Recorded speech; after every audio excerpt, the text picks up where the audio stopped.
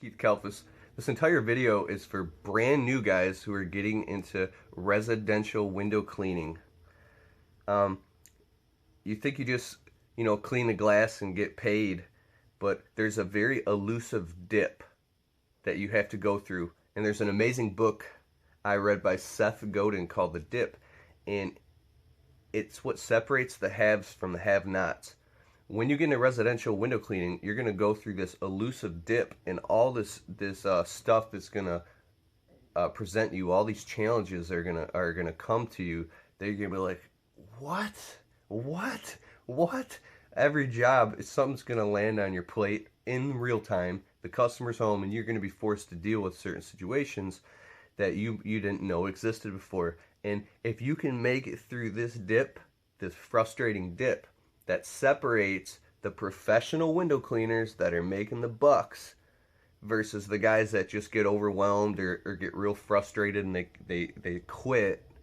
Because a lot of guys start window cleaning and they quit, and then their excuses, I couldn't do it, man. There's no money in it. The customers were chewing me down, or it was just too frustrating with the customers watching me and picking apart my work.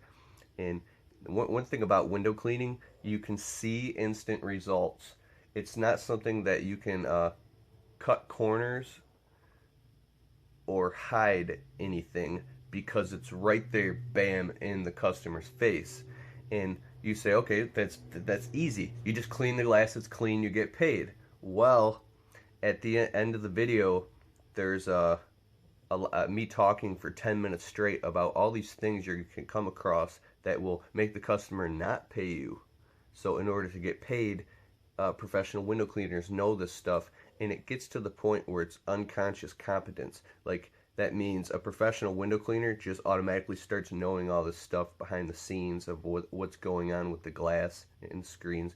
I'm digressing, but so in this video, we're in a very cool client's house of mine, very cool client, and I'm only videotaping the windows. And I specifically chose this client's house because the seals are blown on his windows. So when we use the Waterfed pull system to clean his windows, water seeps in. Okay. But yeah, we do a lot of ladder work.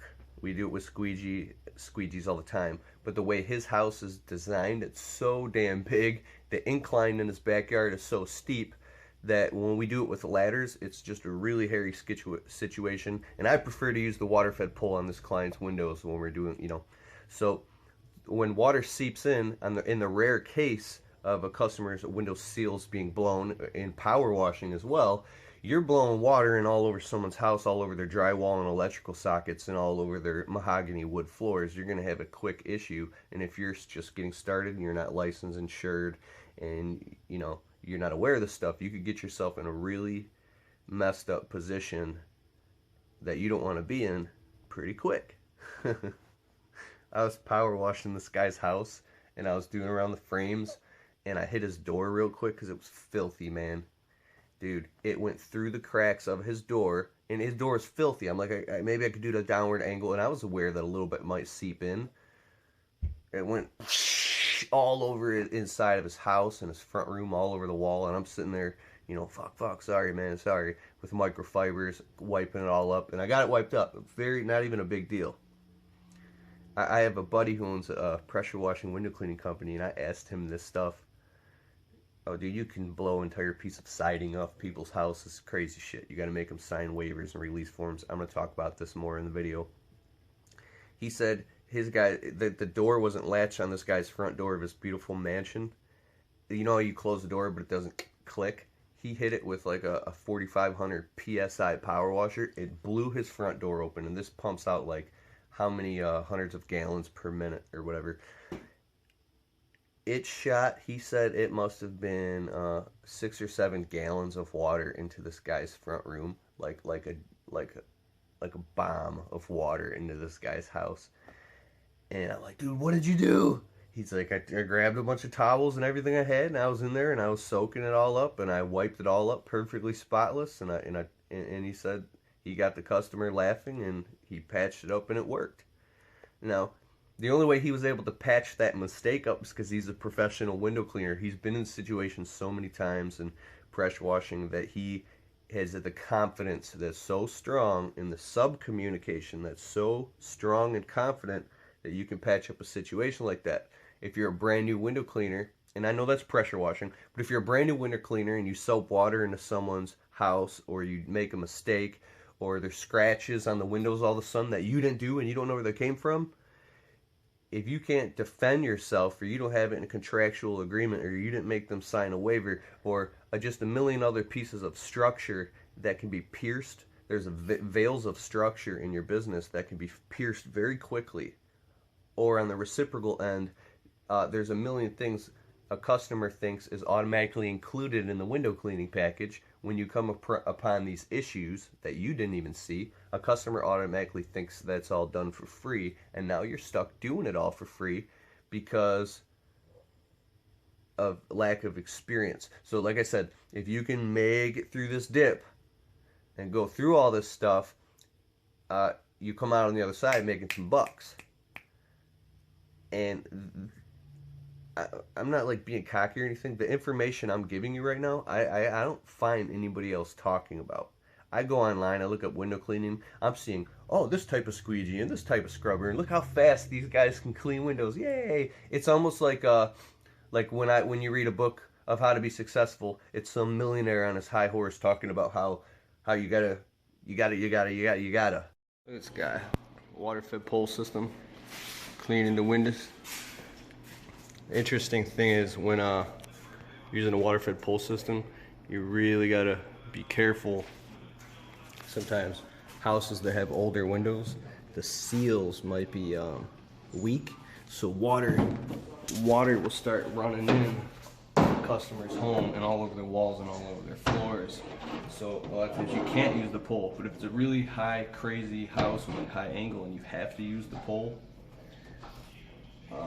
you just got to stand there with what I do. I'll guard the windows on the trouble ones because I know this client. I'll just be like that. See that coming in right there? See that? That little bit of water? No. Just tuck up those corners. See? The fun part about cleaning windows is when you got to go in people's basements and locate all the proper valves in order to turn on the spigot, or if you're messing with sprinkler lines and next to gas lines, next to computer systems and cameras, and next to a bunch of electrical. It's fun. So basically, you find the main water meter coming up from here, and you follow it. Like for instance, this one goes to the irrigation system. This is the whole house water filter system, and I follow it up out to the spigot right there. You can go outside and look. A lot of people, it's not this easy. You gotta climb up on ladders and shit, or reach inside of their basement and climb over shit. But I know that that's it. If you got a guy outside, stay on the phone with him, because if the sprinkler system lines, the valves are open, it'll start spraying all over the place. So you gotta, like, you know, you learn each house, but boom, it's on. He's scrubbing the window, scrubbing all the tops. I told him to scrub the frames to get all the cobwebs and all that stuff off.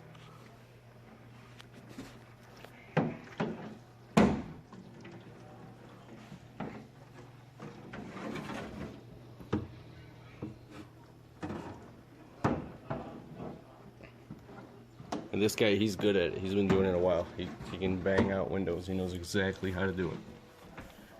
And he's only going up like 17 feet right now, maybe 18 feet.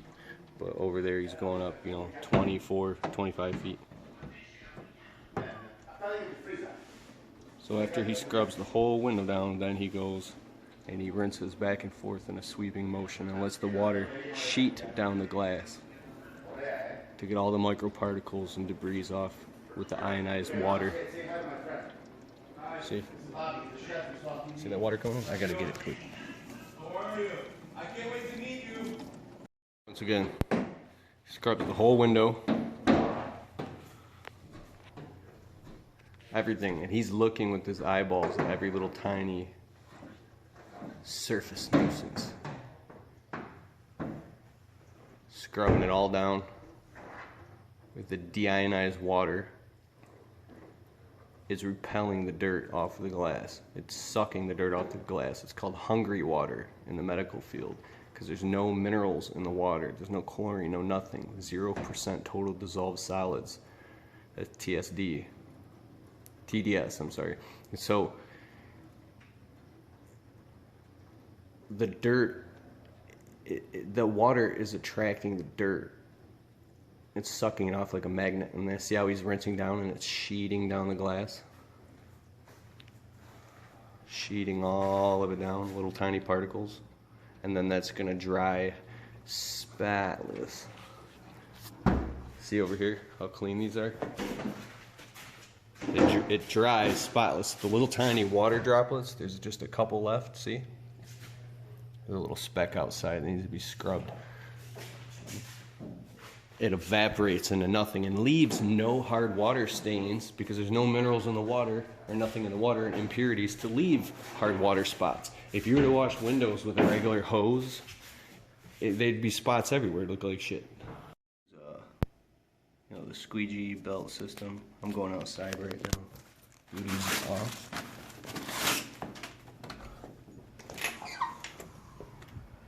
Booty's on your feet, man. All times. As soon as you step out of the house, you step into your tennis shoes. You step in the house, into booties. Boom, boom, boom, boom. So here's the Ettore Aqua Clean system. It's just chilling. I installed this so we could turn the water on and off at will from the boar's head brush here. And here's the telescoping system. It goes up to 45 feet. 45 feet, bro. They got ones that go up to 85 feet. This one goes high enough for me. The system was like $1,200 or $1,250. The Ettore Aqua Clean system. Here's the DI resin tank. You hook it up to the spigot. And I've got a triple water filter system. This is not proper. I just put all this together. It's got the pre-filter, sedimentary filter, carbon filter, and then that runs into the deionizer tank. It takes all the solids out of the water, so it's crystal clean. Scrub all the windows like so. So go on windowcleaningresource.com. That's WCR. Learn a lot from there. They got a whole forum of tons of pro window cleaning guys talking about every issue they go through, how do they bid jobs, all types of stuff. Window cleaning resource is huge. I get a lot of my my tools, my equipment from Detroit Sponge. That's DetroitSponge.com. Just look it up. And then there's also other places around the country that'll ship to you. What else? Oh yeah. Oh, the fabrication debris thing I was talking about. Look up fabrication debris on glass, on tempered glass. Look it up on Wikipedia. Watch YouTube videos about it. You'll see that when the glass is baked in the factory, when they bake it, there's microparticles of dust that land on the glass because it's not a perfectly clean environment. Then that dust, as the window bakes and dries, those little particles of glass can easily become dislodged off the window. So if you rub something firm across it, scrub it, or scrape it, they'll stick on the razor and scratch the flipping glass. Now you're getting accused for scratching glass. You have to look up glass scratch waiver protection. So you have your customer sign a waiver if you're gonna razor anything on a window. I don't even razor windows unless a customer really insists or it's really bad, but I don't even want a job like that. Don't even put a razor on a window. A lot of window cleaners might disagree with that. I just don't want to get caught up in that stuff. UV protected windows, windows with UV film tint on them. You put a razor on that, done. So there's so many different types of glass and so much stuff to be aware of. And then pricing, when I'm walking around a house, it's $5 a window to clean it inside and out. If it's outside only, $3 a window. $4 a window for bigger ones, and then $5 a window for the taller ones. I mean, no house exterior only should be under $90, but if you're doing inside outside track sill screens, you're vacuuming out all the tracks, scrubbing them out, cleaning all the screens, then it's $10 per window. If you're removing a screen for customers and putting it back, it's $1 a screen. If they want the screens cleaned, it's $1 a screen, so it's $2 a screen. You could even bump it up to $3 a screen for screen cleaning. I take a monster head duster and I dust the screen on both sides thoroughly and take a damp towel and I scrub and rotate the whole frame in my hand, wipe it down, and then I take my scrubby and I scrub the screen and then, hit it with a towel to dry it off. Look up everything you can find on YouTube about window cleaning. And there's a lot of stuff that I wasn't told that I wish I was told a lot earlier. I'll be making a lot more videos about this, but this is a lot of me just talking, giving you information.